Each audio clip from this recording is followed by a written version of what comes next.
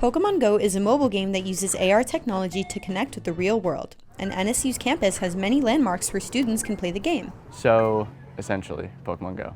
You walk around and play in-game, but in real life, it's like there are things in the game that are represented by photos or stuff that's in real life. So like here on campus, you can walk around and go to the library, and that's something called a Pokestop, where you can spin it and get items from.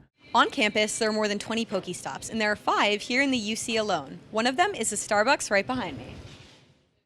Pokemon Go has over 80 million monthly players, many of whom are college students. It's a nice little extra thing to do, and it's also a very nice community thing.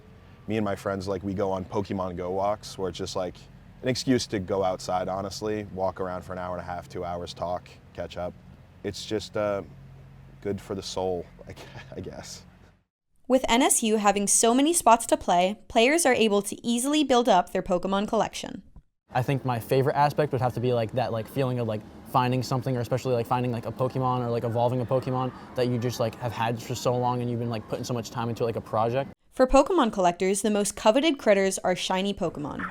So a shiny Pokemon, it is literally just a different color variation of a regular Pokemon. So one thing in the Pokemon Go community that people refer to is Shundos. Shundos are a shiny 100% IV Pokemon. So best IVs, best stats, also being shiny.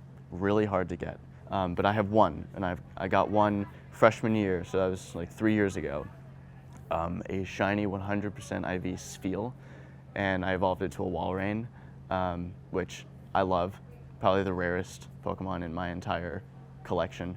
We spoke with game studies professor Dr. Melissa Bianchi to find out more about why college students love Pokemon Go. You find yourself on a college campus, you want to connect with other people, and if you're into that game and you see somebody else into it, you want to have a conversation. You want to talk about what they're doing in the game. I also think that some of the game mechanics lend themselves to having interactions. So the draw of the raid, where there's that rare Pokemon you want to go fight and get, pushes people into the same sort of spaces, and then from there it's sort of a natural conversation starter. As of 2024, Pokemon Go is the 8th most profitable mobile game in the world. I'm Jocelyn Saccucci with Mako TV.